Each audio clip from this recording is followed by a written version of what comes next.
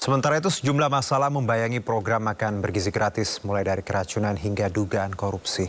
Pemerintah pun pastikan terus membenahi program unggulan Presiden Prabowo.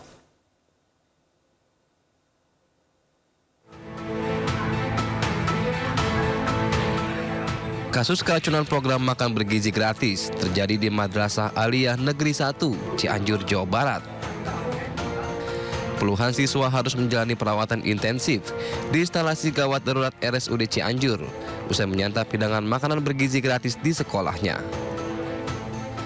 Menteri Koordinator Bidang Pemberdayaan Masyarakat Muhaimin Iskandar meminta Menteri Kesehatan menyelidiki penyebab keracunan dalam program makan bergizi gratis. Nah, itu yang harus dicek sumber utamanya ya. Nah, tolong kepada Kementerian Kesehatan mengecek sumber utama keracunan itu, apakah dari dapurnya, apakah dari proses angkutannya, apakah dari tempat lain. Nah, nanti kita tunggu aja investigasinya. Laboratorium Kesehatan Daerah harus cepat ya mengambil langkah-langkah supaya kita tenang. Selain kasus keracunan, program makan bergizi gratis juga dibayang-bayangi dugaan penggelapan dana. Polres Metro Jakarta Selatan kembali memeriksa 5 orang saksi dari mitra dapur SPPG Kalibata. Pemeriksaan dilakukan terhadap pelapor, korban, bagian administrasi, dapur, operasional, dan orang yang mengetahui perjanjian antara yayasan dan korban. Pemerintah pun terus membenahi program unggulan Presiden Prabowo. Saat ini, program makan bergizi gratis menghabiskan dana sebesar 71 triliun rupiah yang diambil dari APBN. Tim Liputan iNews melaporkan. Kita beralih ke informasi berikutnya. Pemirsa, pasca puluhan pelajar di Cianjur, Jawa Barat keracunan usai santap makan bergizi gratis, polisi telah mengamankan tempat makan MBG dan memeriksa 10 orang pengelola dapur MBG. Aparat Satreskrim Polres Cianjur sudah mengamankan sampel makanan dan sisa muntahan untuk dilakukan uji laboratorium. Polisi memeriksa 10 orang yang merupakan pengelola dapur penyedia makan bergizi gratis, serta mengamankan 2 jenis tempat makan yang terbuat dari stainless steel dan plastik yang penggunaannya sudah lebih dari 1 kali. Pendalaman terkait kejadian tersebut masih dilakukan dan belum bisa disimpulkan penyebab pasti terkait keracunan tersebut. Dan tentunya kita mengedepankan praduga tak bersalah ya teman-teman sekalian. Kita juga sedang menunggu hasil daripada uji laboratorium yang dilakukan oleh Labkesda Provinsi dan Kabupaten. Dan untuk saat ini kita juga belum bisa menyimpulkan apakah memang karena makanan tersebut atau ada hal yang lainnya. Nah, tentunya ini nanti akan kita update setelah adanya hasil pemeriksaan laboratorium tersebut. Tadi harus gimana, Pak? Sebelumnya, pada 22 April lalu, puluhan pelajar di Cianjur, Jawa Barat mengalami keracunan massal. Diduga setelah menyantap hidangan makanan bergizi gratis yang dibagikan. Puluhan siswa Madrasah Aliyah Negeri 1 Cianjur yang keracunan menjalani perawatan intensif di instalasi gawat darurat RSUD Cianjur.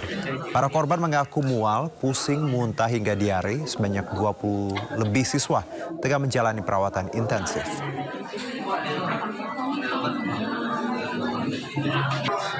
Pemerintah Provinsi Jakarta resmi menetapkan tarif pajak bahan bakar kendaraan bermotor atau PBBKB.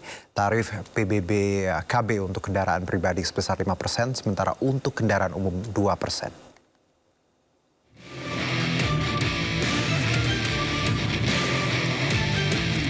Tarif pajak bahan bakar kendaraan bermotor atau PBBKB di wilayah Jakarta secara resmi segera diterapkan. Dalam keterangannya, Pramono menjelaskan bahwa tarif PBBKB yang semula 10% dipangkas menjadi 5% untuk kendaraan pribadi dan 2% untuk kendaraan umum.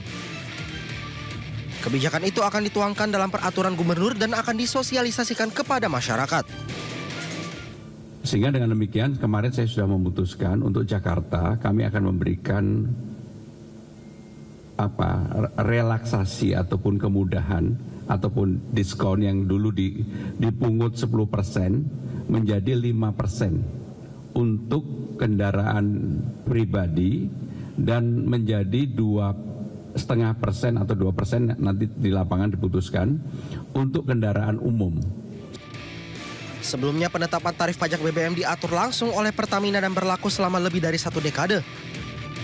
Namun dengan adanya Undang-Undang Nomor 1 Tahun 2022 tentang hubungan keuangan antara pemerintah pusat dan pemerintah daerah, gubernur memiliki diskresi untuk menentukan tarif PBBKB di daerah.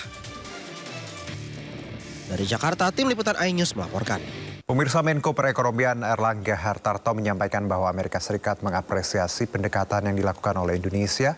Kedua negara sepakat untuk melanjutkan negosiasi tarif impor Trump ke tingkat teknis dan akan melakukan komunikasi internal dengan pihak terkait. Menyetujui proses yang lebih intensif di tingkat teknis, bahkan secara teknis sudah dipersiapkan 5 sektor khusus untuk sejenis working group agar ada percepatan dalam pembahasan. Indonesia telah menandatangani non-disclosure agreement dengan USTR, artinya kita sudah masuk dalam fase negosiasi. Dan Indonesia adalah salah satu dari 20 negara yang sudah memulai proses negosiasi awal.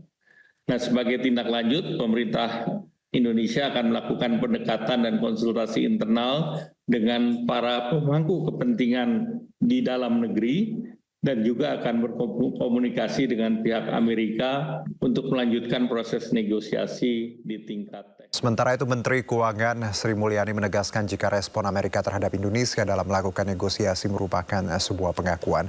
Posisi Indonesia yang melakukan perundingan lebih awal menjadi keuntungan tersendiri. Ini adalah sebuah pengakuan dari Amerika Serikat terhadap langkah-langkah yang dilakukan oleh Indonesia. Dan dengan bekal komunikasi awal yang tadi kan Indonesia among the first timer, the first mover, itu dianggap akan memberikan advantage atau keuntungan dalam posisi Indonesia di dalam proses perundingan ini. Presiden Prabowo Subianto menegaskan Indonesia tidak akan menyerah dan mengemis dalam menyikapi kebijakan tarif impor Amerika. Prabowo meyakini Indonesia memiliki kemampuan untuk menggerakkan roda ekonomi dengan segala potensi yang ada. Indonesia harus percaya terhadap kekuatan bangsa sendiri, meski negara lain tak lagi membuka pasar kepada Indonesia. Prabowo meyakini Indonesia akan menjadi lumbung pangan dunia, bahkan Indonesia disebut-sebut memiliki kekuatan di banyak bidang. Kita sekarang punya kemampuan. Kita akan menggerakkan ekonomi dengan kekuatan kita sendiri. Kita tidak akan memaki-maki negara lain. Kita dihantam tarif berapapun, kita akan berunding, akan negosiasi. Kita hormati, tapi kita percaya kepada kekuatan kita sendiri, saudara sekalian. Kalaupun mereka tidak membuka pasar mereka kepada kita, kita akan survive, kita akan tambah kuat, kita akan berdiri di atas kaki kita sendiri. Kita tidak akan pernah menyerah, kita tidak akan pernah berlutut, kita tidak akan pernah mengemis, kita tidak akan pernah minta kasihan orang lain. Tidak perlu dikasihani. Bangsa Indonesia tidak perlu dikasihani. Kita akan swasembada pangan. Kita akan menjadi lumbung pangan.